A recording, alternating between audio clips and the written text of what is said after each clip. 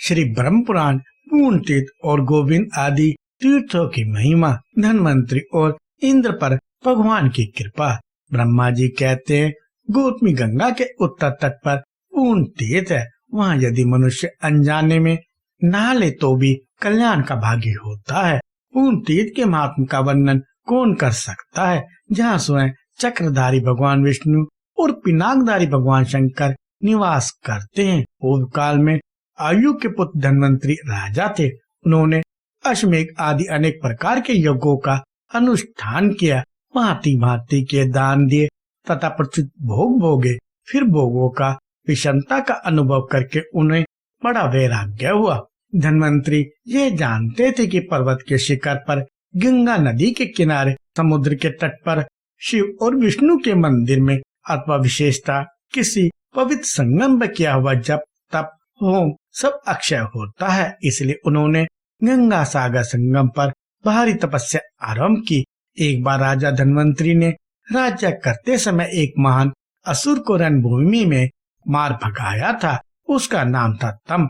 वह 1000 वर्षों तक राजा के भय से समुद्र में छिपा रहा। जब उसे मालूम हुआ कि राजा धन्वंतरी विरक्त होकर वन में चले आए हैं और उनका पुत्र राज्य सिंहासन पर आसीन हुआ है, तब वह समुद्र से निकला और उस स्थान पर आया जहाँ महाराज धन्वंतरी गंगा तट का आश्रय ले जप और होम में संलग्न तथा ब्रह्म चिंतन में तत्पर थे। उसने सोचा, इस बलवान राजा ने मुझे अनेक बार नष्ट करने का प्रयत्न किया है, अतः मैं भी क्यों न अपने इस शत्रु को नष्ट कर डालूं। ऐसा निश्चय करके उसने माया से एक स्त्री का रूप बनाया और राजा के पास आया।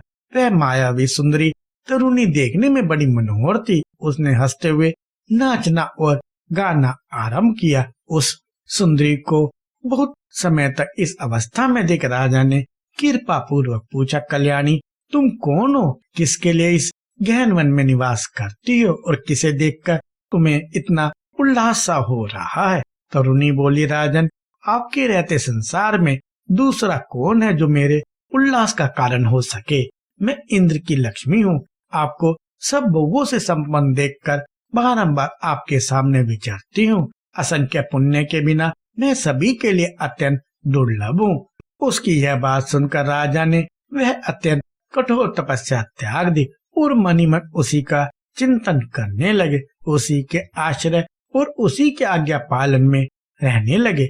जब सब तरह से वे एकमात्र उसी की शरण में चले गए, तब उनकी भारी तपस्या का नाश करके तम अंतर्ध्यान हो गया। इसी बीच में मैं राजा को वर देने के लिए गया।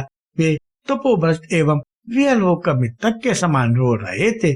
मैंने अनेक प्रकार की युक्तियों से महाराज धन्वंतरी को सांत्वना दी और कहा, राजन तुम्हारा शत्रु तम तुम्हें तपस्या से भ्रष्ट करके कृतकार्य होकर चला गया। तुम्हें शोक नहीं करना चाहिए। प्रायः सभी तरुणी स्त्रियां पुरुष को पहले कुछ आनंद, पीछे कुछ संताप देती हैं। फिर वह तो मायामयी थी, अतः उसका संतापप्रद होना क्या आश्चर्य की बात है। तब राजा धन्वंतरी का भ्रम दूर हुआ। वे हाथ जोड़कर बोले, ब्राह्मण क्या करो, तपस्या के पार कैसे जाऊं? मैंने उत्तर दिया, देवादिदेव जनार्दन की यत्न पूर्वक स्तुति करो, उससे तुम्हें सिद्धि प्राप्त होगी। भगवान विष्णु वेद विद्या पुरातन परमात्मा है। उन्होंने संपूर्ण जगत की सृष्टि की है। तीनों लोकों में उनके सिवा दूसरा कोई पुरुष ऐसा नहीं है जो प्राणियों के समस्त मनोरथों की सिद्धि कर सके। मेरी आज्ञा मानकर राजा धन्वंतरी गिरिराज हिमालय पर चले गए और वहाँ दोनों हाथ जोड़कर भक्ति पूर्वक भगवान विष्णु की स्तुति करने लगे। धन्वंतरी बोले, सर्वव्याप्त रहने वाले विष्णु आपकी जय हो। अचिंत्य परमेश्वर आपकी जय हो। विजयशील अच्युत आपकी जय हो। गोपाल आपकी जय हो। लक्ष्मी के स्वामी जगन में श्री कृष्ण आपकी जय हो। भूपते आपकी जय हो। नाथ आपकी जय हो। आप शेष नाग की शैया पर शयन करने वाले हैं, आपको नमस्कार है। सर्वव्यापी गोविंद आपकी जय हो। जय हो। आप विश्व की सृष्टि करने वाले हैं, आपको नमस्कार है। देव आपकी जय हो। जय हो। आप विश्व का पालन और धारण करने वाले हैं। ईश आपकी जय हो। आप सत्स्वरूप है। माधव आपकी जय हो। आप धर्मिष्ठ परमात्मा को नमस्कार है। कामनाओं को पूर्ण करने वाले और काम स्वरूप केशव आपकी जय हो। गुणों के सागर श्री राम आपकी जय हो। आप पुष्टि देने वाले और पुष्टि के स्वामी हैं, आपकी जय हो। जय हो कल्याण दाता आपको नमस्कार है। संपूर्ण भूतों के पालक आपकी जय हो। भूतेश्वर आपकी जय हो। आप मौन धारण करने वाले हैं, आपको नमस्कार है। कर्म फलों के दाता आपकी जय हो। आप ही कर्म स्वरूप है। पीताम्बरधारी प्रभु आपकी जय हो। सर्वेश्वर आपकी जय हो। आप सत्स्वरूप है। आप मंगल रूप प्रभु को नमस्कार है। नाथ आप सद्गुणों के अधिनायक हैं, आपकी जय हो। जय हो आप संपूर्ण वेदों के ज्ञाता हैं, आपको मेरा नमस्कार है। आप ही जन्मदाता हैं और आप ही जन्म लेने वाले प्राणियों के भीतर निवास करते हैं, आपकी जय हो। परमात्मा आपको नमस्कार है। मुक्तिदाता आपकी जय हो। आप ही मुक्ति हैं। भोग प्रदान करने वाले केशव आपकी जय हो। लोकप्रद परमेश्वर आपकी जय हो। पापों का नाश करने वाले लोकेश्वर आपकी जय हो। भक्त वत्सल आपकी जय हो। जय हो चक्र धारण करने वाले आप परमेश्वर को प्रणाम है। महान दाता आपकी जय हो। आप ही मान है। विश्व वंदित देव आपकी जय हो। धर्मदाता आपकी जय हो। आप धर्म स्वरूप है। संसार से पार लगाने वाले प्रात्मन आपकी जय हो। अन्नदाता आपकी जय हो। जय हो आप ही अन्न है। वाचस्पति आपको नमस्कार है। शक्तिदाता आपकी जय हो। आप ही शक्ति हैं। विजय का वरदान देने वाले ईश्वर आपकी जय हो। यज्ञदाता आपकी जय हो। आप ही यज्ञ हैं। आपके नेत्र पद्म पद की तरह विशाल है, आपकी जय हो। दान देने वाले परमेश्वर आपकी जय हो। आप ही दान है। कैटब का नाश करने वाले नारायण आपकी जय हो। कीर्तिदाता आपकी जय हो। आप ही कीर्ति हैं। मूर्ति दाता आपकी जय हो। आप ही मूर्ति धारण करने वाले हैं। सौख्यदाता आपकी जय हो। आप ही सौख्य स्वरूप है। पावन को भी पावन बनाने वाले परमात्मन आपकी जय हो। शांति दाता आपकी जय हो। आप ही शांति हैं। भगवान शंकर की भी उत्पत्ति के कारण आपकी जय हो। ज्योति स्वरूप आपकी जय हो। वामन आपकी जय हो। वितेश आपकी जय हो। धूममयी पताका वाले आपकी जय हो। संपूर्ण जगत के लिए दाता रूप परमेश्वर आपको नमस्कार है। पुंडरीकाक्ष आप ही त्रिलोकी में रहने वाले जीव समुदाय का क्लेश निवारण करने में दक्ष है। कृपा निधि विष्णु आप मेरे मस्तक पर अपना वरद हाथ रखिए। समस्त कामनाओं को पूर्ण करने वाले शंख चक्र गदाधर भगवान विष्णु ने इस प्रकार स्तुति करने वाले धन्वंतरी से वर मांगने को कहा। तब राजा ने विनीत होकर कहा, मैं देवताओं का राजा होना चाहता हूँ। तथास्तु कहकर भगवान वहाँ से अंतर्ध्यान हो गए और राजा धन्वंतरी ने क्रमशः उन्नति करते हुए दीपेंद्र पद प्राप्त किया। पूर्व जन्म में किए हुए अनेक कर्मों के परिणामवश इंद्र को 3 बार अपने पद से भ्रष्ट होना पड़ा। वत्रासुर का वध होने पर नहुष के द्वारा इंद्र का पद छीना गया। इसके बाद इंद्र ने सिंधुसेन की हत्या कर डाली, अतः उस पाप से भी उनके पद की हानि हुई। तीसरी बार अहिल्या के साथ समागम करने के कारण तथा अन्य कारणों से भी उन्हें पदभ्रष्ट होना पड़ा। इंद्र उन बातों को याद करके चिंता जनित संताप से उदास रहा करते थे। तदंतर एक दिन उन्होंने बृहस्पति जी से पूछा, बागेश्वर क्या कारण है कि बीच बीच में मुझे अपने राज्य से भ्रष्ट होना पड़ता है। इस प्रकार पद भ्रष्ट होने की अपेक्षा तो निर्धन हो जाना ही अच्छा है।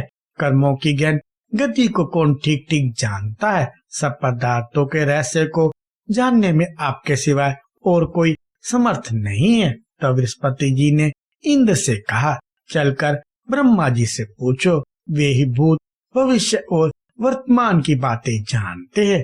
महामते जिस कारण से ऐसा होता है वे सभी बता देंगे। ऐसा निश्चय करके वे दोनों मेरे पास आए और मुझे नमस्कार करके हाथ जोड़कर बोले, भगवान किस दोष से शचीपति इंद्र अपने राज्य से भ्रष्ट होते हैं? नाथ, इस संदेह का निवारण कीजिए। उनका यह प्रश्न सुनकर मैंने बहुत देर तक विचार किया। तत्पश्चात बृहस्पति जी से कहा, ब्राह्मण खंडन नामक दोष के कारण इंद्र को राज्य पद से च्युत होना पड़ता है।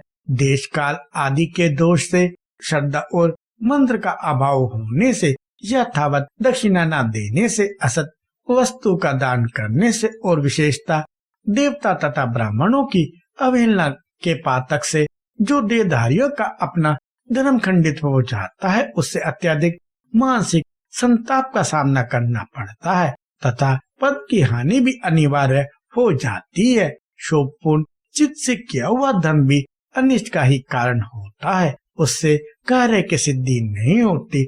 अपना धर्म पूरा न होने पे कौन सा अनिष्ट नहीं होता। यूं कहकर मैंने उनके पूर्व जन्म का वृत्तांत भी बतलाया।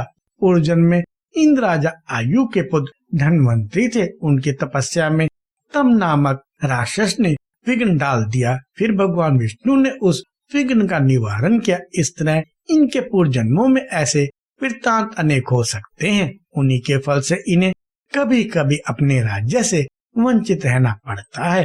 मेरी बात सुनकर इंद्र और बृहस्पति दोनों को बड़ा आश्चर्य हुआ।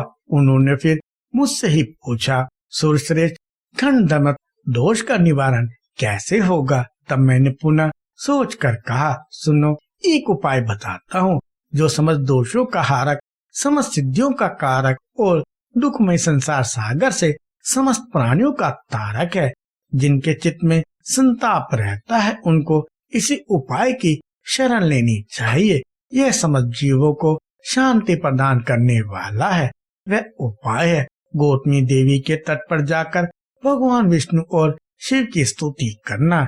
यह सुनकर वे उसी समय गौतमी के तट पर गए और स्नान करके बड़ी प्रसन्नता के साथ भगवान विष्णु और शिव की स्तुति करने लगे। इंद्र ने श्री विष्णु की स्तुति की और बृहस्पति ने शिव की। इंद्र बोले, मत्स्य, कुंभ और वारा रूप धारण करने वाले भगवान विष्णु को बारंबार नमस्कार है। नरसिंह देव तथा वामन को भी नमस्कार है ग्रीव रूपधारी भगवान को नमस्कार है। त्रिविक्रम आपको नमस्कार है। श्री राम, बुद्ध और कलिक रूप भगवान को नमस्कार है। परमेश्वर आप अनंत एवं अच्युत है, आपको नमस्कार है। परशुराम रूपधारी आपको नमस्कार है। मैं इंद्र, वरुण और यम आपके ही स्वरूप है, आपको नमस्कार है। त्रिलोक रूपधारी देवता परमेश्वर को नमस्कार है। भगवान आप अपने मुख में सरस्वती को धारण करते हैं और सर्वज्ञ हैं। आप लक्ष्मीवान हैं, अतएव लक्ष्मी को वक्षस्थल पर धारण करते हैं। पाप ताप आपको छू भी नहीं सकते। आपकी बाय, जंगा तथा चरण अनेक है। कान, नेत्र तथा मस्तक भी बहुत है। आप ही वास्तव में सुखी हैं। आपको पाकर बहुत से जीव सुखी हो गए। हरे आप करुणा के सागर है। मनुष्यों को तभी तक निर्धनता, मलिनता और दीनता का सामना करना पड़ता है जब तक वे आपकी शरण में नहीं जाते।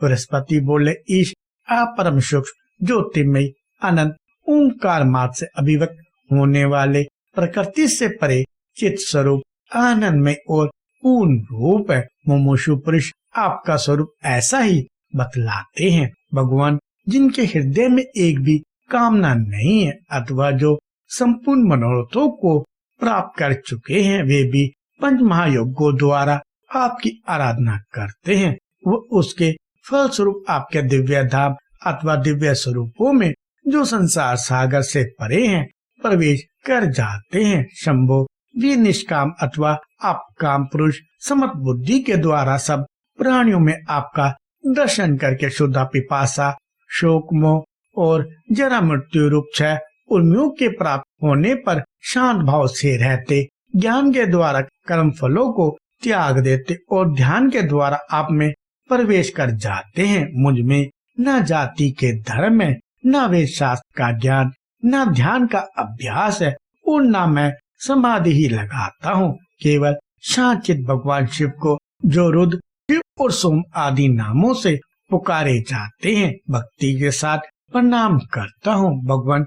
आपके चरणों में भक्ति रखने से मूर्ख मनुष्य भी आपके मोक्ष में स्वरूप को प्राप्त कर लेता है। ज्ञान, यज्ञ, तप, ध्यान तथा बड़े बड़े फल देने वाले हों आदि कर्मों का सर्वोत्तम फल यही है कि आप भगवान सोमनाथ में निरंतर भक्ति बने रहे।